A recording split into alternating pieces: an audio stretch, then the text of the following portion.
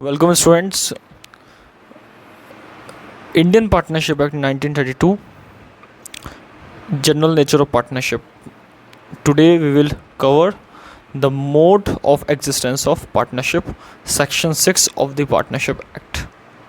इसमें आज हम बात करेंगे mode of existence of partnership कि पार्टनरशिप के एग्जिस्टेंस का क्या क्या मोड है, क्या मोड है डिटरमाइन करने का कि पार्टनरशिप है एक्चुअली में या नहीं है। तो फर्स्ट हम इसकी डेफिनेशन में क्या क्या इंक्लूड करेंगे वो बात करते हैं। Mode of determining existence of partnership section 6 cover करता है पार्टनरशिप एक्ट 1932। इसमें बता रखा है in determining weather group of persons is और इज नॉट अ फर्म और weather person is or not a partner in a firm, regard shall be had to the real relation between the parties as show the relevant fact taken together। हम यहाँ पे बात करेंगे कि जितने भी mode है पार्टनरशिप के, यहाँ पे फर्म या फिर ग्रुप ऑफ पर्सन या फिर पार्टनर या फिर पार्टनर इन अ फर्म या फिर जिनका रिलेशन हम मानेंगे पार्टीज़ के बीच में या पार्टनर्स के बीच में, वो किस बेसिस पे होगा। पार्टीज़ जो पार्टनरशिप है पर्सन्स के बीच में, उनका क्या रिलेशन है एक दूसरे से, किस बेसिस पे वो एक दूसरे से कनेक्ट है, कौन कौन से मोड है जिससे ये पार्टनरशिप क्रिएट होती है। तो यहाँ 3 बातें बताई गई है कि determining of the existence of partnership, ये 3 बातें ध्यान रखनी है। फर्स्ट कि एक एग्रीमेंट होना चाहिए पर्सन्स के बीच में, सेकंड शेयर ऑफ प्रॉफिट के बेसिस पे, और थर्ड है कैरिड ऑन बाय ऑल और any of them acting for all, यानी कि एजेंसी के बेसिस पे कि बिजनेस के अंदर पार्टनरशिप के अंदर कितने पार्टनर्स क्या क्या काम करते हो, किस तरीके से काम करेंगे और क्या इनका रिलेशन रहेगा। तो एक तरीके से हम यहाँ रिलेशन ऑफ पार्टनरशिप के बारे में डिस्कस करें, किस तरीके से एग्रीमेंट, शेयरिंग ऑफ प्रॉफिट और यहाँ पे कैरी ऑन बाय ऑल और any of them acting for all, यानी कि एजेंसी का कंसेप्ट रहेगा।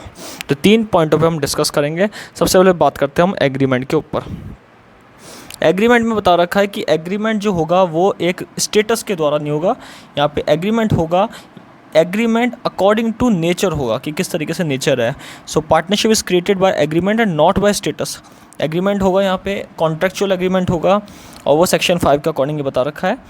The relation of partnership arises from contract and not from status. यहाँ पे कॉन्ट्रैक्ट से रिलेशन बनेगा, सबसे इंपॉर्टेंट है। स्टेटस यहाँ नहीं देखा नहीं जाएगा पर्सन का, या कॉन्ट्रैक्ट देखा जाएगा कि कॉन्ट्रैक्ट किस बेसिस पर है। And in particular the members of a Hindu undivided family carrying on a family business such, जैसा हमने देखा कि हिंदू फैमिली जो है, हिंदू अनडिवाइडेड फैमिली जो बिजनेस है वो हिंदू फैमिली के द्वारा, हिंदू मेंबर के द्वारा क्रिएट करा जाता है। इसी तरीके से पार्टनरशिप में एग्रीमेंट जरूरी है, एक कॉन्ट्रेक्चुअल एग्रीमेंट यहाँ पे होना चाहिए। और a Burmese Buddhist husband and wife carrying on a business such not a partner in such business.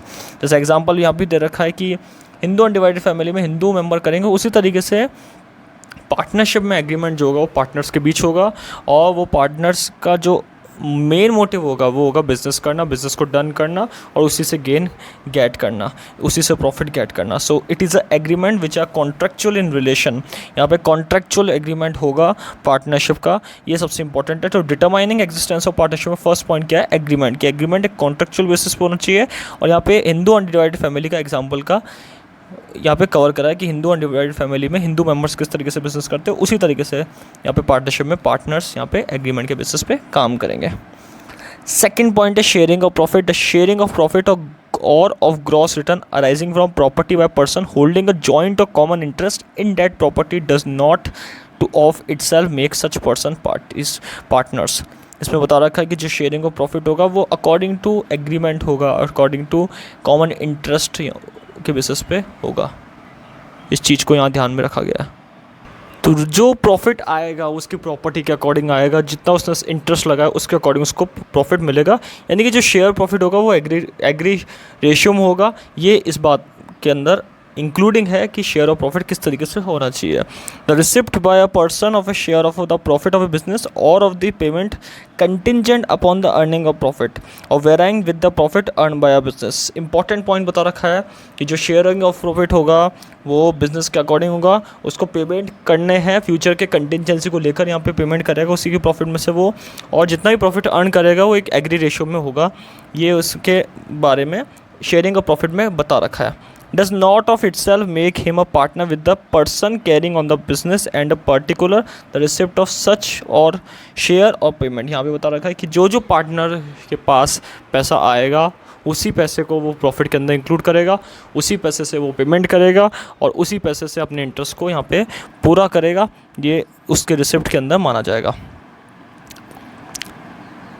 In particular, the receipt of such share of payment by a lender of a money to person engaged or about to engage in any business, servant or agent as remuneration, by a widow or child of a decreased partner as annuity, by a previous owner or partner owner of the business as consideration for the sale of the goodwill or share thereof, does not of itself make the receiver of a partner with the person carrying on the business। ये 3-4 बातें बता रखी है। Lender of a money जो person engage करता है उससे मिला हुआ, सर्वेंट और एजेंट से मिला हुआ जो रेमुनरेशन होता है, विडो और चाइल्ड ऑफ ए डिक्रीज पार्टनर एज एन्यूटी के फॉर्म में जो डिक्रीज पार्टनर यानी कि जिस पार्टनर की डेथ हो जाती है उसके विडो और चाइल्ड पर्सन को जो पैसा मिलने वाला, ये इसके अंदर इंक्लूड नहीं होगा। प्रीवियस ओनर और part owner of the business consideration sale of goodwill, जैसे गुडविल सेल करना, ये इसके अंदर इंक्लूड नहीं होगा। सिर्फ यहाँ पे बिजनेस को जो कैरी कर रखा है और बिजनेस से आने वाला जो प्रॉफिट है वही शेयरिंग ऑफ प्रॉफिट में इंक्लूड होगा। ये इसके एक्सप्लेनेशन में बता रखा है। थर्ड पॉइंट है यहाँ पे एजेंसी के बेसिस पर हमने बात करी थी कि carry on by all any of them. इस केस में बता रखा कि एक एजेंसी है जिसपे पार्टनरशिप लॉ का कार्डिनल प्रिंसिपल माना जाता है, जो countable principle is very much helpful in reaching a conclusion in this regard. यहाँ पे एक पॉइंट बता रखा है कि एजेंसी होगी पार्टनरशिप फर्म, ये एक इसका थर्ड मोड है जो पार्टनरशिप फर्म की एग्जिस्टेंस को बताता है। Each partner carrying on a business as principal as well as agent of other partner. यहाँ पे प्रिंसिपल और एजेंट के बारे में बात करी गई है अदर पार्टनर के साथ। So the act of one partner done on a behalf of firm bind all the partners if the elements of mutual agency relationship exist with the parties consulting a group formed with a view of earn profit by a running business, the partnership may be deemed to exist। सबसे important बात बता रखी कि जो भी business करा जाएगा partnership का, जितने पार्टनर्स के द्वारा बिजनेस करा जाएगा जिसमें म्यूचुअल रिलेशन होगा, ये तभी वो बिजनेस प्रॉपर्ली माना जाएगा जब उसका मेन मोटिव क्या होगा, अर्निंग अ प्रॉफिट और अर्निंग अ बिजनेस होगा, तभी यहाँ पे पार्टनरशिप फर्म को एक एजेंसी के रूप में माना जाएगा। Existence of mutual agency, which is cardinal principle of partnership law, is very helpful in reaching a conclusion in this regard. Each partner carrying the business as well as agent of other partner। इसी चीज़ को वापस से बताई गई है कि हम partnership के अंदर जो एजेंसी है वो तभी मानेंगे जब इसका यहाँ पे एक मेन मोटिव होगा कि business run in a business, और यहाँ पे मेन मोटिव प्रॉफिट कंसिडरेशन करा जाएगा।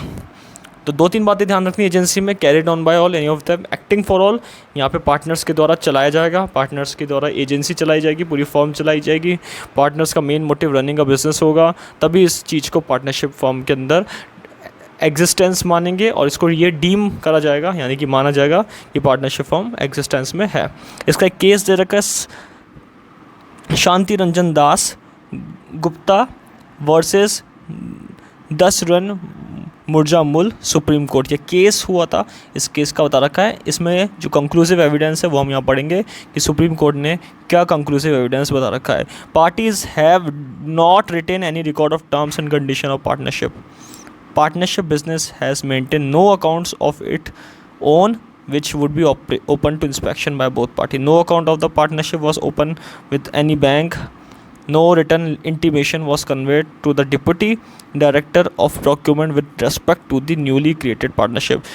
3-4 बातें बता रखी है कि पार्टीज़ के बीच में पार्टनरशिप नहीं हुई थी क्योंकि इन्होंने रिकॉर्ड नहीं थे, इनके कोई अकाउंट नहीं थे, इनका कोई ओपन बैंक नहीं था बिजनेस के नाम से, इनका कोई इंटीमेशन नहीं था, तो यहाँ पे पार्टनरशिप वो नहीं मानी जाएगी। मतलब पार्टनरशिप जब होगी तो ये चीज़ें चाहिए, रिकॉर्ड होना चाहिए बिज़नेस का नेम होना चाहिए, सारी चीज़ें बता रखी है।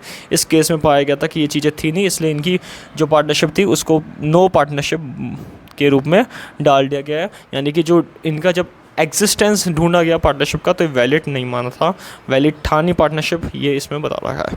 तो केस जो है शांति रंजन दास गुप्ता वर्सेस डेस्टिन मुर्जामुल सुप्रीम कोर्ट का जो केस था, इसमें ये बता रखा है कि सुप्रीम कोर्ट ने कंक्लूजन में बताया कि नो पार्टनरशिप यहाँ पे एग्जिस्टेंस हुई है, पार्टनरशिप नहीं है, ये माना गया। तो इस वीडियो में मैंने बात करी है mode of determining partnership. 3 point पढ़े। एग्रीमेंट के बेसिस पर एग्रीमेंट होना चाहिए। सेकंड, शेयरिंग प्रॉफिट के बेसिस पर प्रॉफिट शेयरिंग एग्री रेशियो में बिजनेस के अकॉर्डिंग होना चाहिए।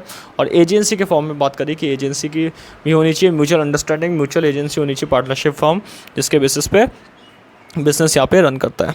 नेक्स्ट वीडियो में हम बात करेंगे पार्टनरशिप के अदर कंसेप्ट के बारे में।